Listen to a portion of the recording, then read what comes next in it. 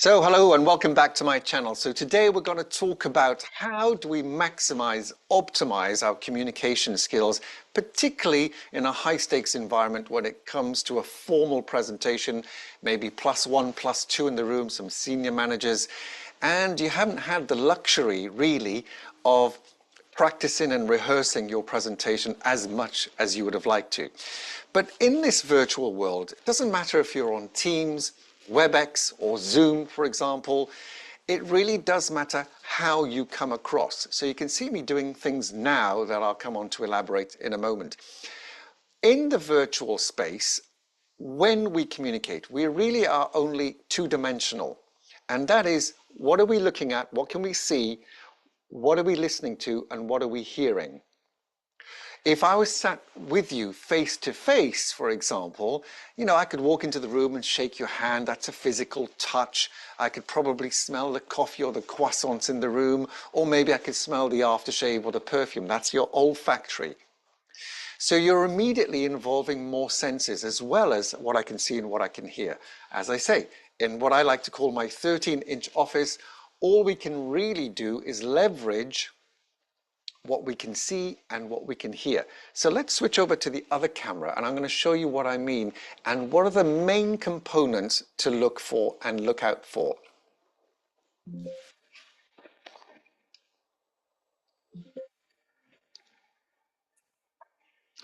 So you can see there are two main components. As I said, this is a two-dimensional space. You can only really see me and hear me, which means we have to optimize and maximize what you're looking at and what you're listening to.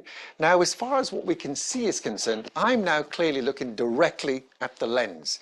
Now, if I'm looking directly at the lens, you feel like I'm looking at you, which is fantastic. If I was looking at the screen, or worse than that, the keyboard, all of a sudden I've lost this connection. So one of the first things to remember when you're on a virtual call of any description is eyes.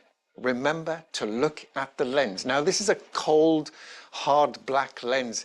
It's an inanimate object. It's very difficult to look at it without some kind of purpose or some kind of something to remind you to look at the lens.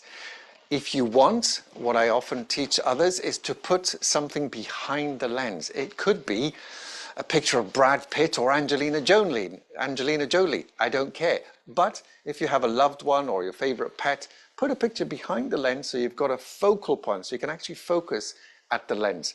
But remember, what matters is the perception of your viewers. So when you look at the lens directly, right in the middle of the lens, they feel like you're looking at them rather than the screen, or worse than that, the keyboard.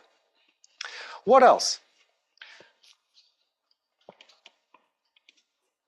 Gestures. Now, you saw me doing this earlier, particularly on the other camera, where you're trying to describe and emphasize something with your hands and gestures. Now, gestures, when you're stood up, make a big difference. You really can start to emphasize and describe something using your arms, your shoulders, and your body generally. This stuff really helps. I'm doing it now. It supports your message. You can go from pillar 1, pillar 2, and pillar 3. Project 1, project 2, project 3, as opposed to project 1, project 2, project 3. Just by adding in your gestures, it becomes a much more powerful piece of communication. So we've got eyes, we've got gestures. Now in the virtual space, particularly when it's just a head and shoulders shot, these marvelous things become very, very important. You can now start to get into smaller details on how to describe stuff. It was this long and this wide, rather than it was this long and this wide. We do it instinctively. These hands and the gestures that go with it really do form an integral and major part of communication. For example, have you ever been on the phone so you can't see the person? Have you ever been on the phone and trying to give directions to somebody? You'd be going something like, yes, so, and I'm not looking at the camera deliberately now. What you need to do is straight on, then turn right, go 3 blocks down, and then make a left. Yep, that's right. So straight down, turn right, 3 blocks and make a left. Now, why are we gesturing when we know the person can't see us making those gestures?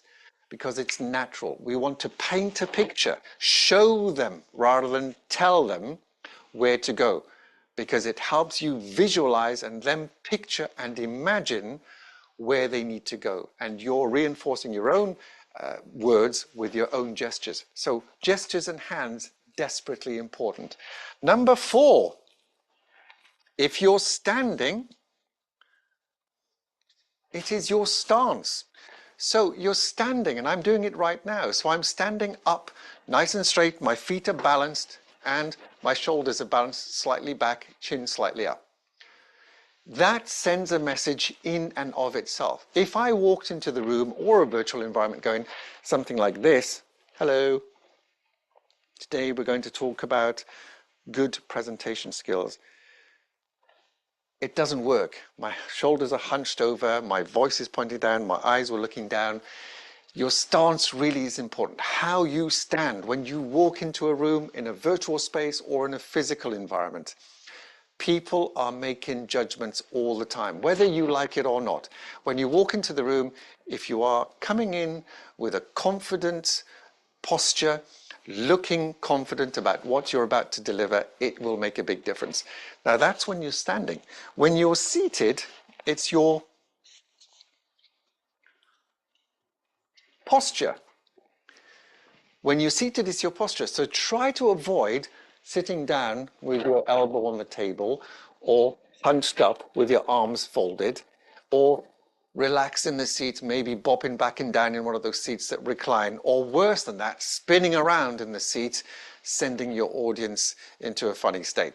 So your stance matters and your posture matters. This is what we can see. So this is one aspect of communication, the visual aspect. Then, of course, it's the whole other side, which is what we are listening to. What can we hear? Now, the first point is, can we hear you at all?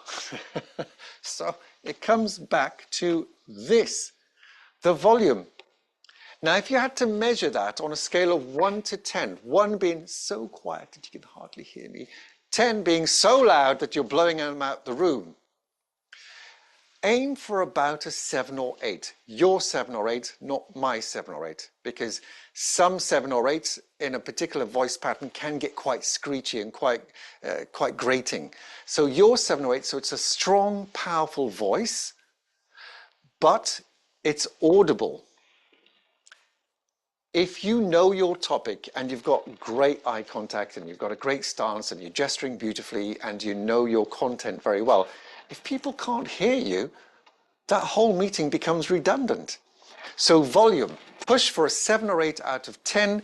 That way, not only can they hear you, it also drives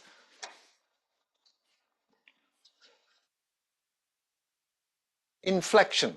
Old British word, it simply means the energy, the intonation, the passion, everything that makes your voice more interesting. So you have those peaks and troughs, and you have the variety that keeps me engaged as an audience member.